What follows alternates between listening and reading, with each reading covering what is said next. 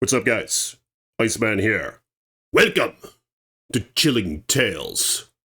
So what you're about to witness is one of the most horrendous bear attacks that I've told on this channel yet. But before I get into it, I'd like to thank you all for your support. And if you will, like the video, subscribe to the page, and claw that bell so you're notified next time I post a video. And blessings to my patrons. Links in the description below. And check this out. I attained this bear piece of art at a thrift store, and I'm thinking about putting this up on my wall behind me. Let me know what you guys think about that. Just a nice little piece of art here to go with all my bear attack stories. Damn. So this one is a bit much. So I warn the squeamish to watch with caution. Mature audiences only, all right? This story took place in southern Tennessee, this bear attack. And it involved 3 boys, ages 15, and the other 2 were 10. Steve, the oldest, who was 15, Scott, his brother, who was 10, and Gunther, who was 10 years old. Now, Steve was kind of a bully, all right? He was a little short for his age. I don't know if he had short man syndrome, is that what you call it? It was his first year of high school. He'd just sort of pick on his neighbors, and Gunther was one of his neighbors. He'd pick on him. Gunther stank, all right? Gunther was this kid from a sort of roughed-up household.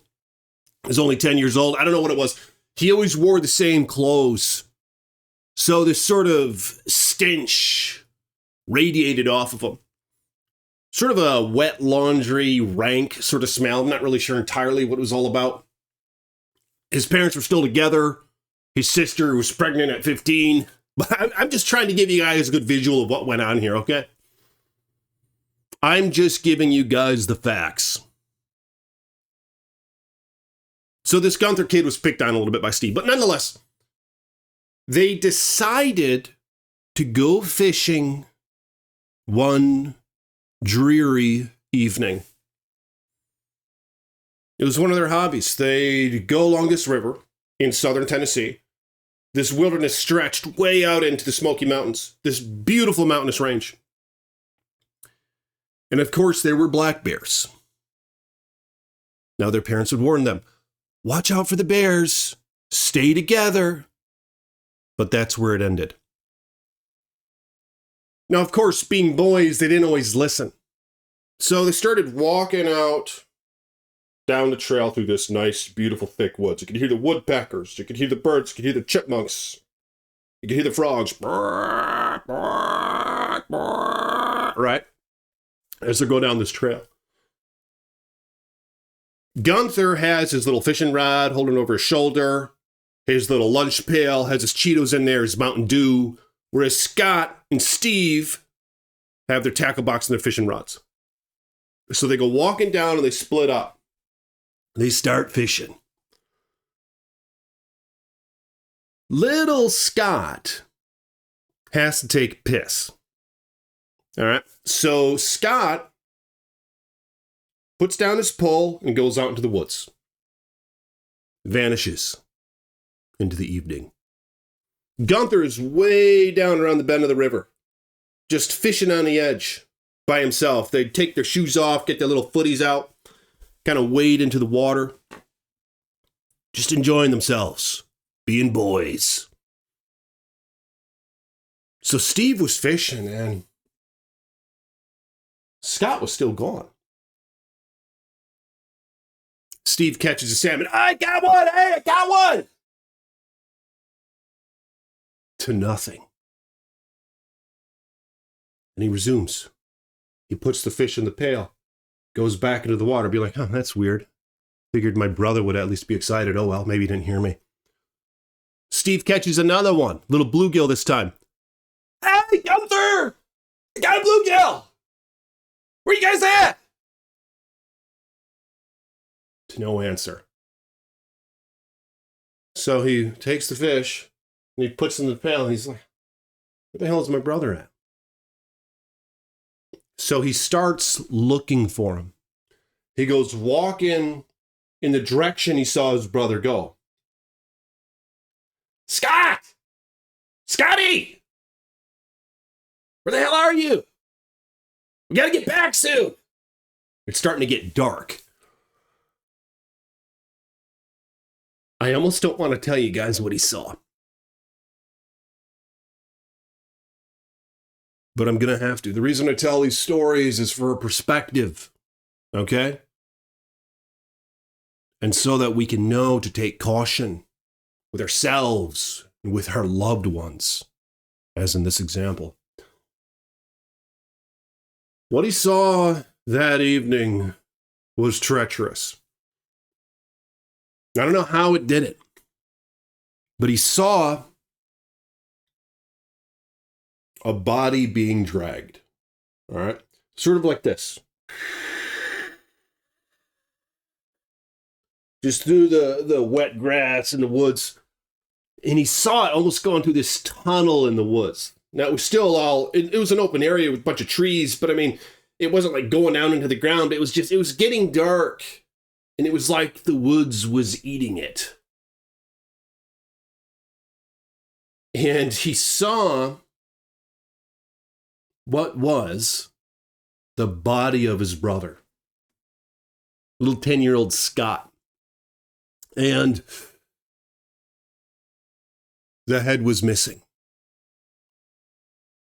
It was this headless body being dragged into the woods. Now, Steve looks at this scene, just terrified. He's like, Scott! Scott! He almost can't really make out. I mean, he knows it's his brother. He knows something's amok. And he looks up from the body, and what he sees is this husky bear. Just these glowing eyes just piercing into the wilderness, just in Steve's direction. Just these red glowing eyes back at him, these soulless eyes. And it's dragging the boy. It has its little ankle in its mouth like this. And he's dragging him away like this. And just steam is coming up from its mouth. I mean, it's like something from the pit of hell almost. But it's not. It's just nature being nature. Nature being the opportunist that it is. Nature breaking on through, becoming chaos, indulging in selfishness for survival. That's what we saw taking part this evening before our eyes. Now, I've seen this with bears where they'll drag the carcass away. Because even though Steve was a young man of shorter stature, it doesn't want to, it's good at risk evaluation. Now, I don't know how it knocked off Scott's head. If it just swatted it off, or if it took him down and just pulled on his neck and just pulled on his ear and just ripped his head off. I don't really know, but blood was just pouring out of it like a hose. Just the hole where his head was, the neck. Most of the neck was missing, but it was dragging the corpse into the woods, and then it vanished. And all he saw those eyes just glowing back at him, just dragging the body away, and then it just vanished into the woods. And Steve is standing there, terrified. It's like, Scott! And he's like, Gunther! Ah! You know, just screaming. And he didn't have his pole or anything. So he looks around, just frantic. No, my brother! And he runs back and he grabs his fishing rod and just goes running toward the bear. Just skinning it through the air, just breaking through the brush, just heading to the little nook where the bear went with the body. And he freezes. He gets to the bear. He's like, let him go! And then he has this, swats it across the face, right? And this barely phases the animal. And it stands up on its two hind legs. Just steam coming up from its mouth and its eyes. Just reaching up into the heavens. Like this animal that emerged in the pits. And just with one swipe, boom! Steve just goes flying. And his rod just goes flying. Wow. The power that these animals possess. And from there, it attacks him, just jumps onto him, just starts digging into his chest cavity. Just grabs him by the neck and thrash him around like a pit bull. Just slamming him into the ground.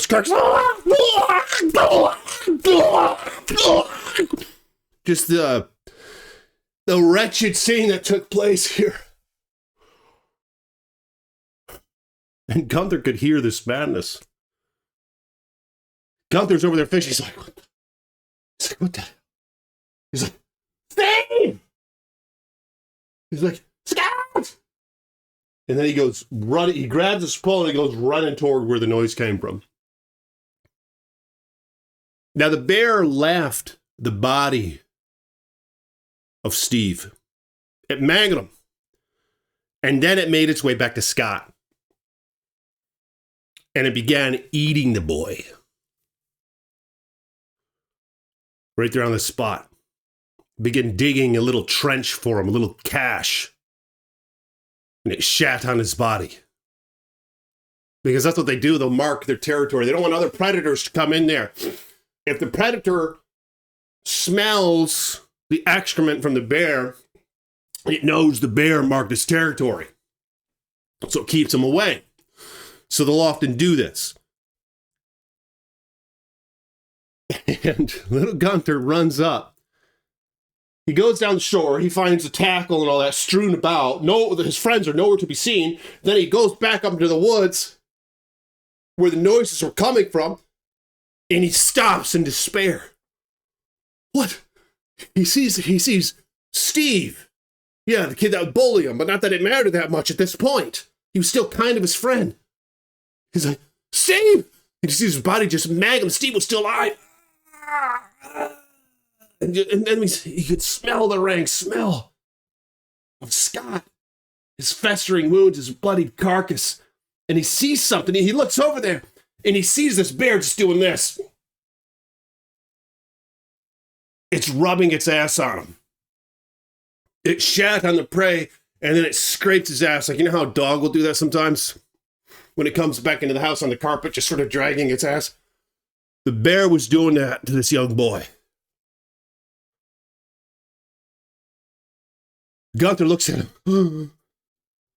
Get out! It's what he's yelling at the bear. Get out! And the bear just dragging its tail like this and just looks over at the boy. And then its eyes just glow. And the steam from its mouth. And it bares its teeth. And then it jumps down to all fours again. Went from upright like this on its ass to all fours. Just ready to fight again. Now, Gunther wasn't that big. He was smaller than Steve. So he wasn't as much of a threat. I don't know if the bear was going to kill him or not. But nonetheless, Gunther was evaluating the situation. He's like, I can't handle this. He's like, look what it did to Steve. And Steve's a bully to me. And look what it did. Scott's dead. This huge animal. And it faces him. And that's when Gunther steps back. Now, I've seen this many times. Where bears, especially younger ones, especially the Bruins, they like to prove their dominance. All right? And sometimes it'll end up in situations like this. I've seen videos where bears are following people. Where one bear is following a guy down the trail, right? A black bear. And then it jumps up on a tree and it climbs up the tree to show the guy how strong its upper body is. Boom, boom, boom, boom, boom. And then it reaches his head out like this and looks at him. Then the guy keeps backing up, and then the bear jumps down and just stands up like a big cat. Just trying to show him how lanky and strong it is. And then it climbs up a tree, it jumps ahead, Closer to the guy, climbs up another tree. Look how strong I am. I can climb this tree with ease. It's almost like a competitive thing, and I don't know if that's what happened this day. Sometimes if you can't defend yourself, it turns into something worse, especially with black bears, these opportunists that they are. But Gunther saw this taking place. And what else could he have done? He ran. He ran as fast as he could. Just looking back. No, I gotta get home, I gotta get home. Just running through the woods. And he hears something behind him. Dum, dum, dum, dum. Almost a thumping is what he's thinking. Cracking of the sticks, the crunching of the leaves. He's like, oh no. He's just running as fast as he can. Oh no, just bending through the weeds, through the branches, getting scratches and cuts all over him. And then he makes it to the trailhead.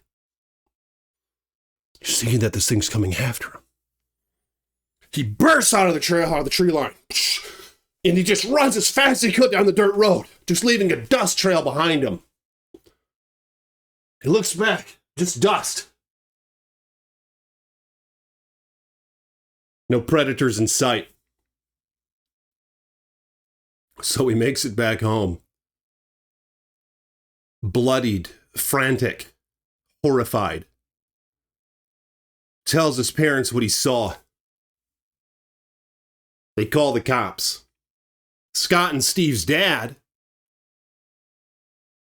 is notified, lives right down the road. He runs out there with his 30-30 rifle before the cops can even arrive. He's just scouring the area looking for his kids. And of course, what he discovers is horrendous. His boys mangled. Steve still partly alive.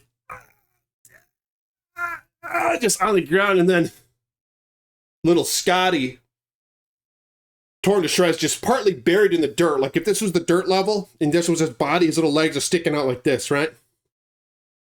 And then part of his body, his abdomen partly eaten, his shoulder just ripped off, his head completely gone. The bear returned to him, probably because it smelled all that blood. That's why it chose him over Steve.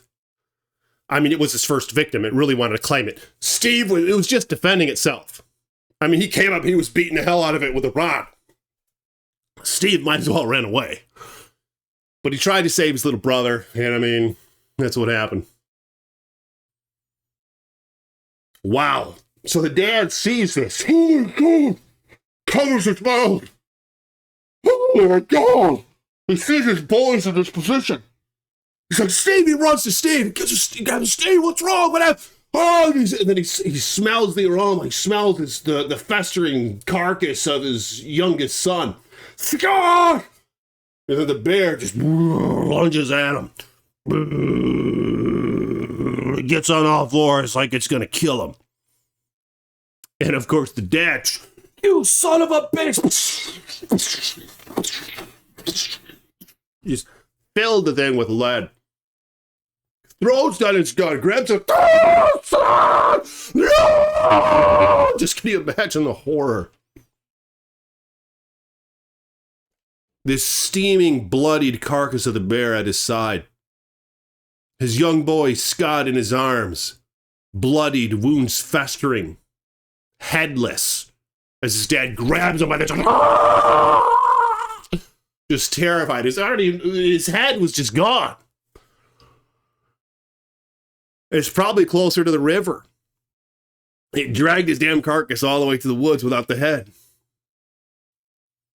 And then his other boy's still alive. Now, I don't know what played out after that, but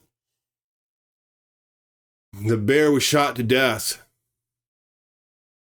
Both the brothers did not make it. Obviously, Scott was dead. But Steve died later from his wound, just bled profusely. They tried to fix him up, but they couldn't.